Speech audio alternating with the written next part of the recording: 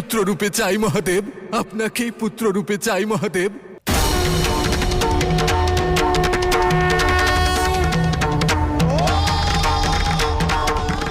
এখন কি করবেন মহাদেব? তথাস্তু তথাস্তু তথাস্তু।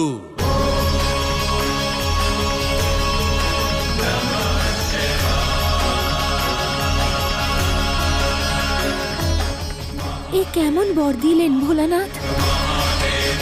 হর হর মহাদেব, হর হর মহাদেব।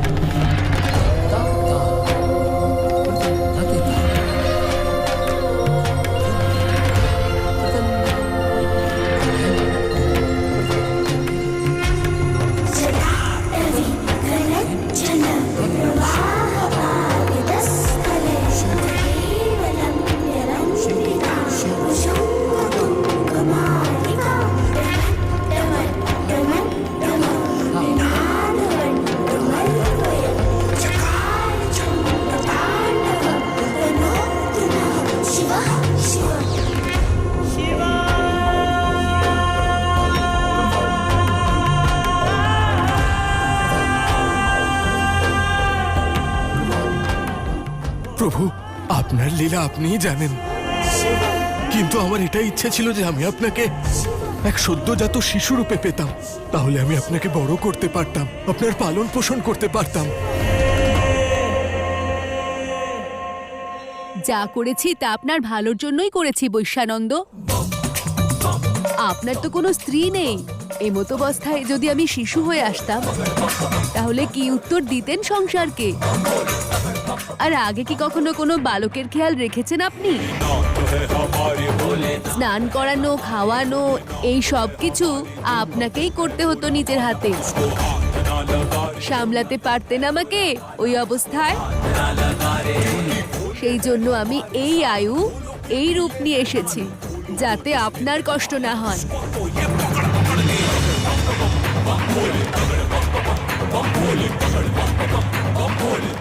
আমার পুত্র,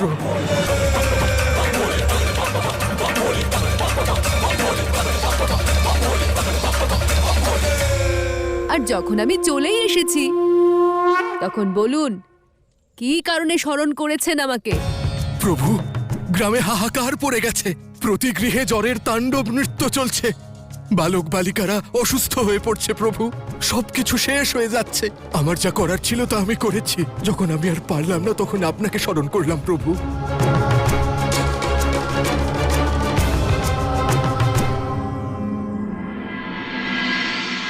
দেবীর মন্দির এভাবে বন্ধ কেন? প্রভু, গ্রামের লোকেরা মনে করে যে মাতার কারণে জ্বর ছড়িয়ে পড়েছে। আমি ওদের বোঝানোর অনেক চেষ্টা করেছি, কিন্তু ওরা আমার কথা শোনেনি আর মন্দির বন্ধ করে দিয়েছে।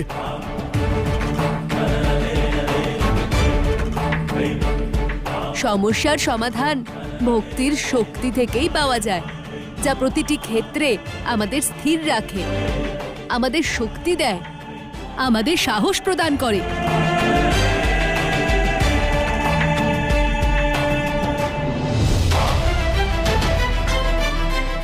ভক্তের ভক্তিকে শেষ করে তুমি কলির শক্তিকে আরো বৃদ্ধি করছো অসুরমাতা। যখন ভক্তির বিনাশ ঘটে তখন স্থিরতা অস্থিরতায় বদলে যায়। এবার এই সংসারকে এই বিপর্যয় থেকে কেউ রক্ষা করতে পারবে না। না শিব জরাসুরকে খুঁজে পাবে, আর না শক্তির ভক্তিকে পুনঃপ্রতিষ্ঠা করা যাবে। কিন্তু মনে রাখবেন মহারাজ, যে একাদশীতে আমাদের জরাসুরকে মহাদেবের কাছ থেকে লুকিয়ে রাখতে হবে।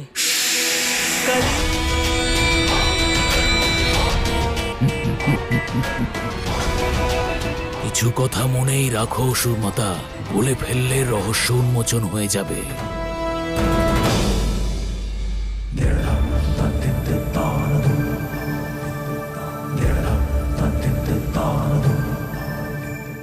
শিব নিজের বাল্যরূপে আছেন, শক্তিহীন। এই অবস্থায় কলির প্রকোপ থেকে ওনাকে কে রক্ষা করবে? এই জ্বরের প্রকোপ থেকে কে বাঁচাবে?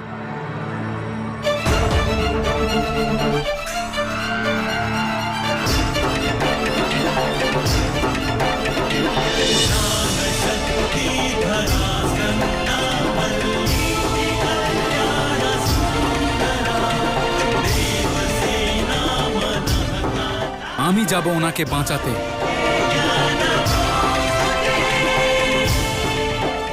দাঁড়াও দাদা, আমরা দুজনে মিলে পিতাকে সহায়তা করব। না গণেশ, কৈলাসে শুভতা থাকা প্রয়োজন।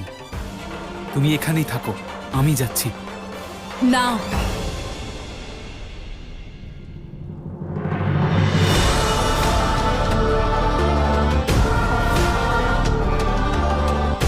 তোমাদের দুজনের মধ্যে কেউ কোথাও যাবে না।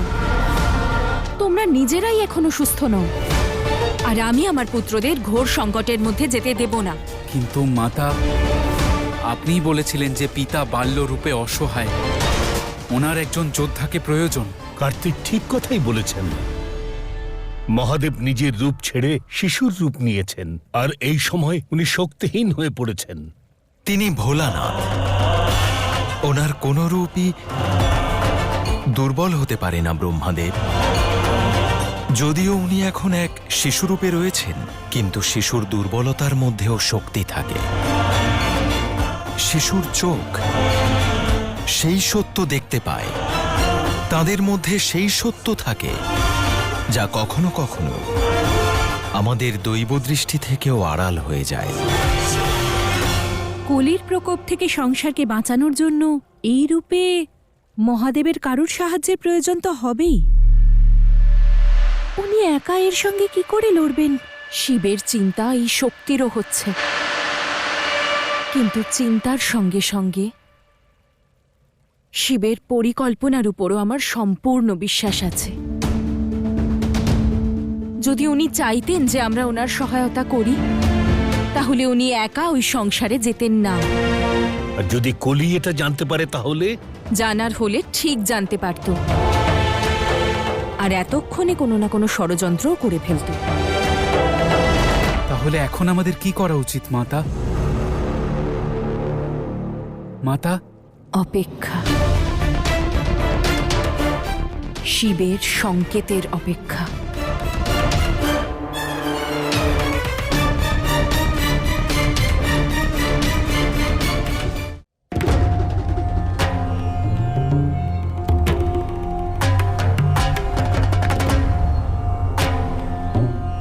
এই বালক কার?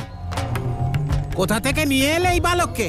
যতদূর আমি জানি তোমার স্ত্রী তো বহুকাল পূর্বেই গত হয়েছেন। হঠাৎ করে একটা বালক আপনার সঙ্গে? সুবিধের মনে হচ্ছে না।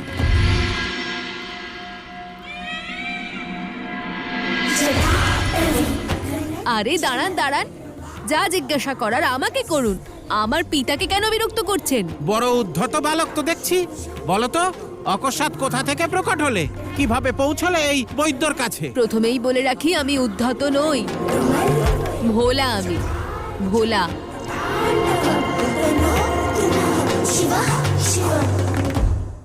অনেক দূরের গুরুকুল থেকে এসেছি, তাও পায়ে হেঁটে। কোন গুরুকুল?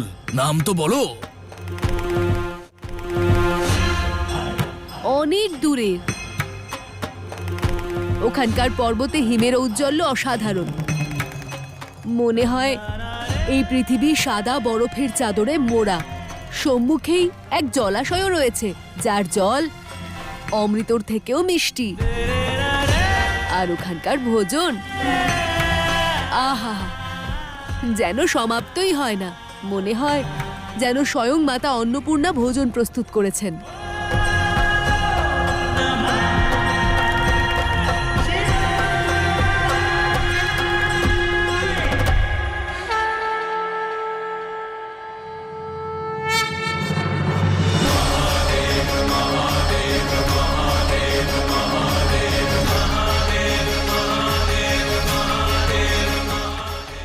এ কি পাপ করে ফেললাম আমি? কৈলাস থেকে আপনাকে এখানে নিয়ে এসে নিজের গৃহ পরিবার সবকিছু থেকে এত দূরে। আমি স্বার্থপর ভোলানাথ, কিন্তু এই গ্রামের সন্তানদের বাঁচাতে চাই আমি।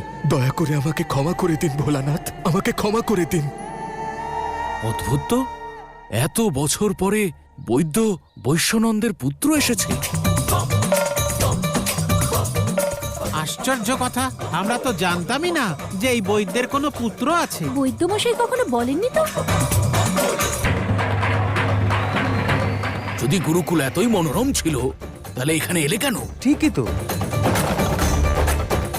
এতদিন যখন আসেনি তখন তো কষ্টে ছিলেন, আর আজ যখন এসে গেছি তখনও চিন্তায় পড়ে গেছেন। আমি এসেছি তার কারণ ওনার আমাকে প্রয়োজন ছিল।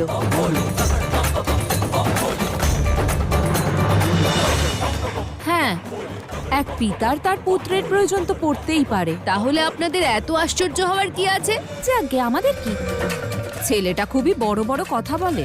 এত কম বয়সে কত গভীর কথা বলে দিল।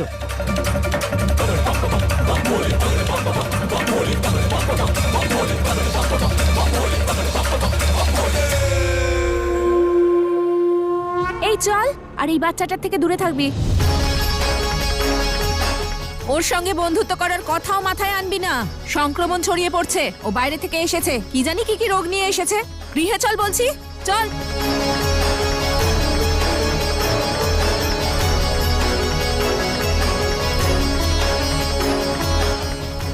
গ্রামে নতুন বালক, তাও আবার এত তেজস্বী। ওর সম্বন্ধে খোঁজ নিতে হবে।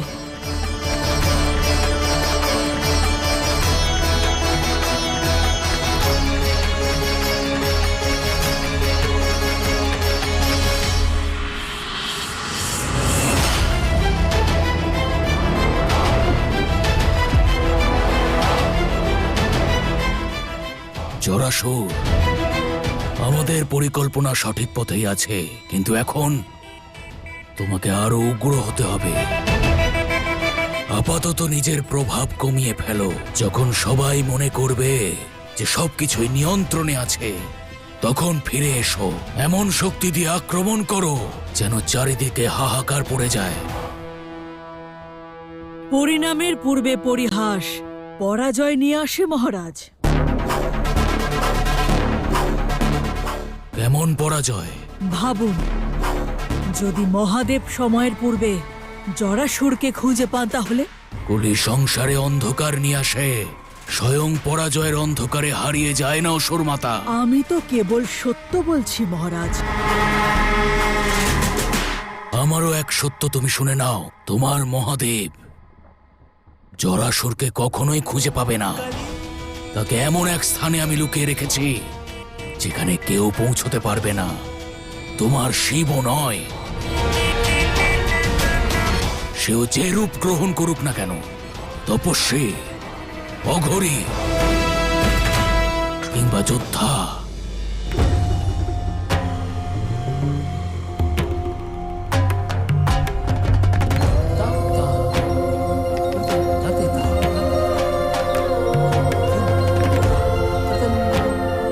কোথায় গেল সবাই?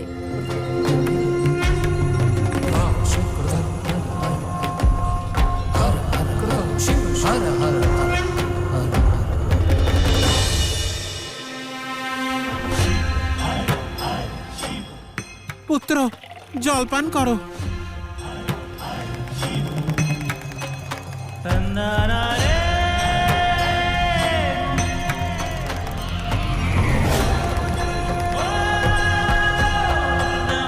মনে হচ্ছে হয়তো সবাই ঘুমিয়ে পড়েছে। এদের সবাইকে জাগাতে হবে। শোনো শোনো শোনো, মন দিয়ে শোনো। কেউ যেন নিজের গৃহ থেকে বাইরে না আসে। সবাই পৃথক পৃথক পাত্রেই জল গ্রহণ করবে। গৃহের ভিতরেও একে অপরের থেকে যথাযথ দূরত্ব বজায় রাখবে। বিশেষ করে ছোট ছোট ছেলে এবং মেয়েদের গৃহের বাইরে বেরোতে দেবে না। বাইরে চারিদিকে সংক্রমণ ছড়িয়ে পড়েছে, যে কেউ যে কোনো মুহূর্তে এর শিকার হতে পারে। শোনো শোনো শোনো। তুমি এখানে কি করছো? যাও যাও, নিজের গৃহে যাও। আরে আপনি আপনি বাইরে কি করছেন? যান, নিজের গৃহে যান। এই বালক, বেশি চালাকি দেখিও না। বাইরে বেরোনো মানে সংকটকে আমন্ত্রণ জানানোর সমান। চারিদিকে সংক্রমণ ছড়িয়ে পড়েছে। তুমি বালক, অবোধ, তাই তোমায় বোঝাচ্ছি। অসাবধান হলে শাস্তি পাবে তুমি। চলে যাও এখান থেকে। আমি কোনো বালক নই, ভোলা আমি, সকলের গুরু আমি। গৃহে আপনি যান, আমি তো এখানেই থাকবো। আরে এখানে কি করছো? দূরে থাকো ওই বালকের থেকে, নিঃশ্বাসের দ্বারাও সংক্রমণ ছড়ায়। আরে এই, ছাড়ো ছাড়ো আমাকে, ছাড়ো ছাড়ো আমাকে, আমাকেও সংক্রমিত করবে। কাকা, এত রাগ করছো কেন? আমি তো আপনাকে ভালোবাসছি। ভালোবাসছো নাকি আমার জীবনে সংকট ডেকে আনছো? যদি আমি সংক্রমিত হই না, তাহলে সবার আগে তোমার প্রাণ নাশ করব আমি। সরে যাও, সরে যাও। এই সরে যাও ওর কাছ থেকে। কিন্তু উনি কি করতে চাইছেন? মনে হচ্ছে তো উনি নিজেই জ্বরে পীড়িত হতে চাইছেন। পিতা এখন দুর্বল, ওনার জ্বর হলে তা শুভ হবে না। হোলির প্রকোপ থেকে পিতা কি করে বাঁচবে?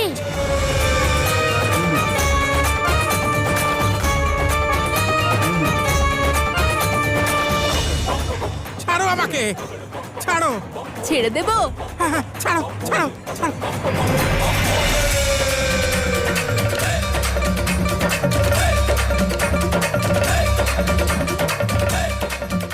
সরে যাও।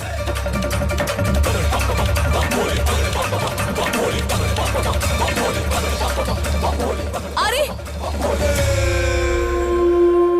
এ কি করলে তুমি? জলটা এভাবে দূষিত করে দিলে। হে মহাদেব, এ কেমন উদ্ধত বালক পাঠিয়েছেন? এ তো সমগ্র গ্রামকে সংক্রমিত করবে। রক্ষা করুন প্রভু, বাঁচান আমাদেরকে। তথাস্তু কাকি। যিনি সবার কথা শোনেন, তিনি আপনার ডাকও নিশ্চয়ই শুনবেন। আর তাছাড়া জল তো সবার জন্য সমান। কে বলেছে ভিন্ন? উদ্ধত। না না, স্পর্শ করলে তো সংক্রমণ বাড়বে।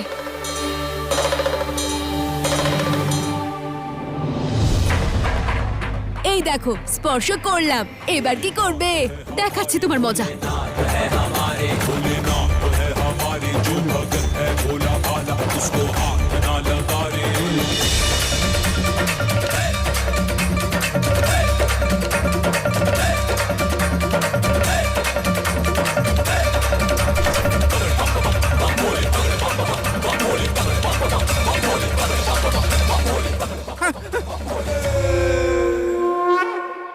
উদ্ধত বালক, বৈদ্যের এই বালক তো অত্যন্ত অবাধ্য। যদি এর দৌরাত্ম্য এখনই কম না হয়, তাহলে ও নিজেও অসুস্থ হবে আর আমাদেরকেও সংক্রমিত করবে। এর একটা কিছু ব্যবস্থা করতে হবে। ওম নমঃ শিবায়, ওম নমঃ শিবায়, ওম নমঃ শিবায়। বৈদ্য মশাই, দরজা খুলুন, দরজা খুলুন, বাইরে বেরিয়ে আসুন আপনি। বৈদ্য মশাই, দরজা খুলুন। শ্রীমান, আপনারা সবাই একসাথে এখানে? কি হয়েছে? কি হয়েছে? তোমার পুত্র সারা গ্রাম জুড়ে তাণ্ডব করে বেড়াচ্ছে, সংক্রমণ থেকে বাঁচবার সমস্ত চেষ্টা ব্যর্থ করে দিচ্ছে। আর তুমি জিজ্ঞেস করছো কি হয়েছে? নিজের পুত্রকে শাসন করো, হয়তো তাহলে সে বুঝতে পারবে। শ্রীমান, মাতা ছাড়া বেড়ে ওঠা বালক, আর বহু বছর পরও ফিরেছে। আমি কিভাবে ওকে? সেসব তুমি জানো। শুধু যে করেই হোক নিজের পুত্রকে বোঝাও, না হলে আমরা সকলে সংকটে পড়ে যাব। কিসের ব্যাপারে এত আলোচনা চলছে?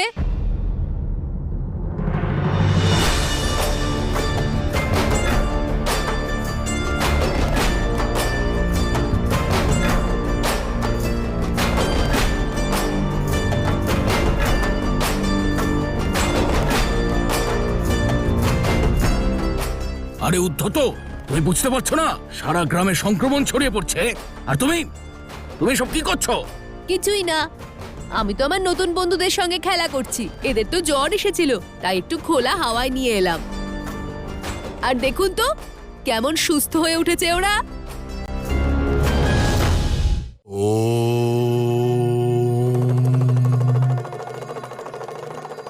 শিব শক্তিকে ছাড়া শূন্য, আর শক্তি শিবকে ছাড়া দিগ্ভ্রান্ত।